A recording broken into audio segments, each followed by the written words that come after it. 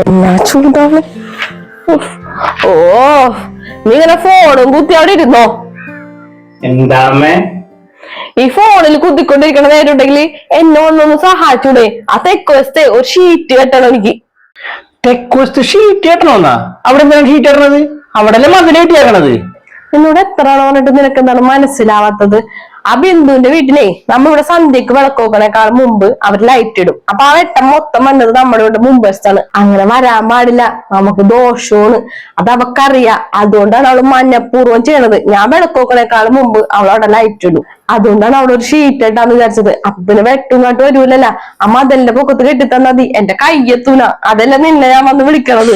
ഓ എന്റെ അമ്മയ്ക്ക് എന്താണ് ഇങ്ങനെ ചിന്തിക്കണത്? ഈ പണ്ടത്തെ ആൾക്കാരെ പോലെ. എന്നാ ഞാൻ നമ്മളൊരു കാര്യം ചോദിക്കട്ടെ. നമ്മുടെ ഈ വീടിന്റെ ഫ്രണ്ടില് ഒരു പോസ്റ്റാണ് കിടക്കണമെന്ന് വിചാരിക്കും. അതിന്മേ ലൈറ്റ് ഉണ്ടെന്ന് വിചാരിക്കും. അതിന്റെ ലൈറ്റ് ഇട്ടിട്ടുണ്ടെന്നുണ്ടെങ്കിൽ ആ വെട്ടം നേരെ നമ്മുടെ വിറ്റത്തല്ലേ വരുള്ളൂ. അപ്പൊ അങ്ങനെ വന്നിട്ടുണ്ടെങ്കിൽ അമ്മ എന്ത് ചെയ്യും? KCB പോയിട്ട് കംപ്ലൈന്റ് ചെയ്യോ? അല്ലെങ്കിൽ ഈ വീടിന്റെ ഫ്രണ്ട് മൊത്തം ഷീറ്റ് അടിക്കോ? നിനക്കൊക്കെ ഇതിൽ വിശ്വാസം ഉണ്ടാവില്ല. ഇതൊക്കെ അറിവുള്ളവർ പറഞ്ഞു തന്ന കാര്യങ്ങളാണ്. എനിക്ക് അതിൽ വിശ്വാസമാണ്. നീ വന്ന് മര്യാദ ഷീറ്റ് കെട്ടി തന്നെ. എന്റെ പൊന്നെ, ഞാൻ വന്ന് കെട്ടിത്തരാ. ഇനി അതിന്റെ പേരിൽ എന്റെ വെക്കിട്ട് കയറണ്ട. മനസമാധാനം ഉണ്ടാവില്ല മനുഷ്യന്. വാ.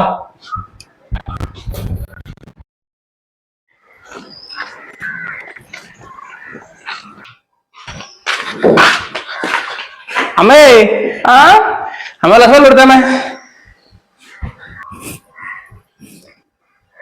വെള്ളം അല്ല, നീ മരിച്ചു വീട്ടിൽ പോയാ?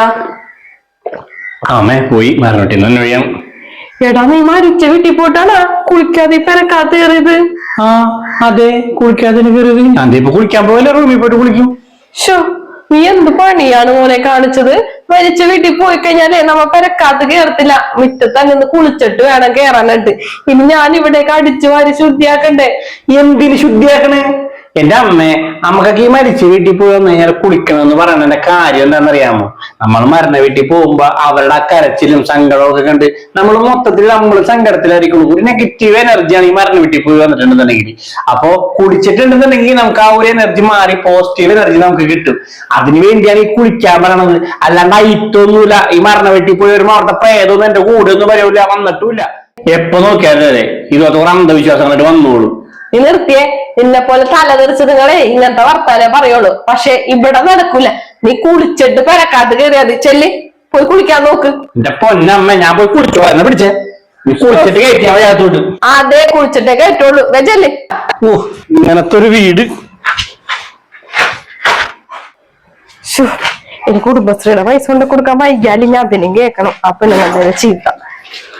മോനെ, മോനെ. എന്താണ്? അതെ, നമ്മ കുടുംബശ്രീയുടെ ലോൺ പൈസ കൊടുക്കാൻ പോണേന്. അപ്പൊ അടുപ്പത്തെ മരി ഇട്ടിട്ടുണ്ട്. ഓനൊന്ന് ഇടക്കൊന്ന് നോക്കണോട്ടാ, അടുപ്പിൽ തീ കത്തലുണ്ടാവുന്നു. അതാണ്. അത് ഞാൻ നോക്കിക്കോളാം. അമ്മ പൊക്കോ. മറക്കരുതട്ടാ, ഫോൺ കുത്തിരിക്കരുത്. ഇല്ലാമേ പൊക്കോ.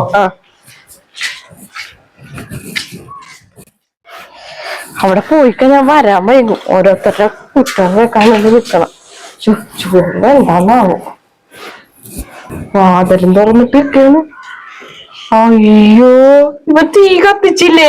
എടാ നന്ദോ, എന്താണ്?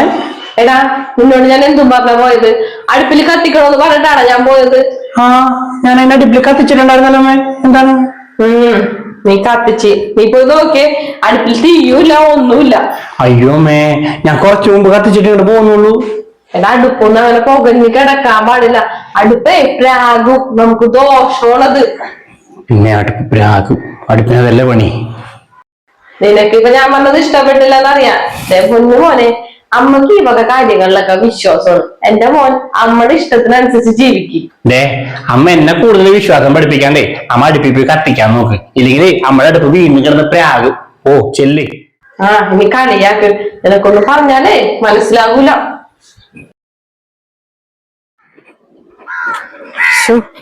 ഈ കല്യാണം നടക്കൂലെന്ന് ഞാൻ എങ്ങനെ അവനോട് പറയാനാണ്? അവനാണെങ്കിൽ ഈ പെണ്ണിനെ മതിന്ന് അവനോട് നിൽക്കാണ്. ഈ പെണ്ണിനെ കിട്ടിയാല് അവന് ദോഷവുമാണ്. എന്തായാലും ഈ കല്യാണം നടത്തൂല. ഞാൻ എങ്ങനെയും ഇത് മുടക്കണം. ജാതകം നോക്കിക്കാൻ പോയ അമ്മ ഇതുവരെ കാണില്ല. രാവിലെ പോയ ആളാണ്. സമയം ഇപ്പൊ എന്തായി? ദൈവമേ, ഇനി വല്ല പൊല്ലാപ്പായിട്ട് വരുമോ? അന്ധവിശ്വാസത്തിന്റെ ആളാണേ. ആ വന്നുണ്ടല്ലോ.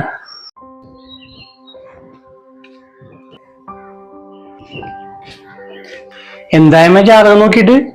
എന്റെ മോനെ ആ പെണ്ണിനെ അങ്ങ് മറന്നേക്ക്. കല്യാണം നടക്കൂലട്ടാ. ഇത് നടന്നാലേ നിനക്ക് ദോഷവും. കല്യാണം നടക്കൂലെന്നാ? അതിനും വേണ്ടി എന്ത് ദോഷമാണുള്ളത്? എടാ, ജാതകങ്ങൾ തമ്മില് ഒരു പൊരുത്തൂല്ലാത്ത ജാതകങ്ങൾ തമ്മിൽ കൂട്ടിച്ചേർക്കാൻ പാടില്ലാന്ന്. ഇതിലുള്ള ദോഷങ്ങളെല്ലാം വന്നു ചേരും. ഞങ്ങൾക്ക് അറിഞ്ഞോണ്ട് ഈ കല്യാണം നടത്തണോ? നടത്തിക്കഴിഞ്ഞാൽ എല്ലാ ദോഷങ്ങളും നിന്നില് വന്ന് ചേരുള്ളൂ. നമുക്ക് ഈ ബന്ധം വേണ്ടടാ, ഇത് ഒഴിയാ. നല്ലൊരു കേസ് നമുക്ക് നോക്കാം. അമ്മ ജാതകം നോക്കാൻ പോയപ്പോ തന്നെ എനിക്ക് ഉറപ്പായിരുന്നു എന്തെങ്കിലും ദോഷം കൊണ്ടാ വരുള്ളൂന്ന്. എനിക്കിതിന് വിശ്വാസം ഒന്നും ഉണ്ടായിട്ടില്ല. അമ്മയുടെ ഒരു മനസമാധാനത്തിന് വേണ്ടി മാത്രം തന്നാണ്. ദേമേ, ഒരു കാര്യം ഞാൻ പറഞ്ഞേക്കാം. ഞാനും അവള് സ്നേഹിച്ചതേ ഈ ദോഷങ്ങളാ, ജാതകം ഒന്നും നോക്കിയിട്ടല്ല. പരസ്പരം ഞങ്ങൾ മനസ്സുകൊണ്ട് ഞങ്ങൾ ഇഷ്ടത്തിലാണ്. ഞങ്ങൾക്ക് പരസ്പരം പൊരുത്തപ്പെട്ട് പോവാനും പറ്റും. അപ്പൊ അതുകൊണ്ട് ഈ ദോഷങ്ങളും കൊണ്ട് ഞങ്ങളുടെ ഇടയിലോട്ട് വരല്ലേ. എടാ, പൊരുത്തൂല്ലാതെ കല്യാണം നടത്തിട്ട് ഒരു കാര്യമില്ല. ജീവിതകാലം മൊത്തം നിങ്ങൾ രണ്ടുപേരും ഇങ്ങനെ കലഹിച്ചും ഒരു സമാധാനം ഇല്ലാത്തൊരു ജീവിതം ഒരിക്കുള്ളൂ. പൊരുത്തം അങ്ങനെയാണെങ്കിലേ ആ രാഘവൻ ചേട്ടന്റെ മോനില്ലേ കണ്ണൻ, അവനെ കല്യാണം നടത്തി എങ്ങനെയാണ് 10ൽ 10 പൊരുത്തം വെച്ചിട്ടാണ് ആ കല്യാണം നടത്തിയത്. എന്നിട്ടിപ്പൊ എന്തായി?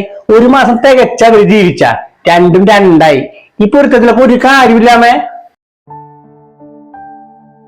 പിന്നെ പൊരുത്തം വേണം, അത് മനസ്സുകൾ തമ്മിലാണമ്മേ വേണ്ടത്. അതെന്തായാലും ഞങ്ങൾ തമ്മിലുണ്ട്. ഈ ജാതകദോഷത്തിന്റെ പേരിൽ അവൾ എന്തായാലും മറക്കാൻ ഞാൻ തയ്യാറല്ല. അങ്ങനെ മറക്കാൻ വേണ്ടിയല്ല ഞാൻ അവളെ സ്നേഹിച്ചത്, മനസ്സിലായ? ഇനിയിപ്പൊ അമ്മ പറഞ്ഞ പോലെ ജാതകദോഷത്തിന്റെ പേരിൽ എന്ത് നടന്നാലും അത് ഞങ്ങൾ അനുഭവിച്ചോളാം. ഞങ്ങൾക്ക് ഒരു കുഴപ്പമില്ല. പിന്നെ അമ്മനോടൊരു കാര്യം ഞാൻ പറഞ്ഞേക്കാം. ഈ വിശ്വാസം എന്ന് പറയുന്ന സാധനം അത് നമുക്ക് വേണം, എല്ലാവർക്കും വേണം വിശ്വാസം. പക്ഷെ അതൊരിക്കലും അന്ധവിശ്വാസമായിട്ട് മാറരുത്, മനസ്സിലായ? കേട്ടിട്ടില്ലേ? അധികമായാൽ അമൃതം വിഷമാണെന്ന്. അമ്മ അതും കൂടി ഒന്ന് മനസ്സിലാക്കിക്കോ. ഇന്നും ഇതുപോലെ അന്ധവിശ്വാസങ്ങളെ മുറുകെ പിടിച്ച് ജീവിക്കുന്ന ഒരുപാട് പേര് ഇന്നും നമ്മുടെ സമൂഹത്തിലുണ്ട് കേട്ടോ. ഒരിക്കലും നമ്മൾ ഇതുപോലെ ആവരുത്. വിശ്വാസം എന്ന് പറയുന്നത് നമുക്ക് വേണം, പക്ഷേ അതൊരിക്കലും അന്ധവിശ്വാസമായി മാറരുത്. കേട്ടിട്ടില്ലേ, അധികമായാൽ അമൃതം വിഷമാണെന്ന്? ഇതുപോലുള്ള ആളുകൾ നിങ്ങൾക്കിടയിലും ഉണ്ടെങ്കിൽ ഒന്ന് കമന്റ് ചെയ്താക്കണേ. അതേപോലെ തന്നെ ഈ ഒരു കുഞ്ഞു വീഡിയോ ഇഷ്ടമായി കഴിഞ്ഞാൽ ഷെയർ ചെയ്ത് ഞങ്ങളെ ഒന്ന് സപ്പോർട്ട് ചെയ്യാനും മറക്കരുതേ.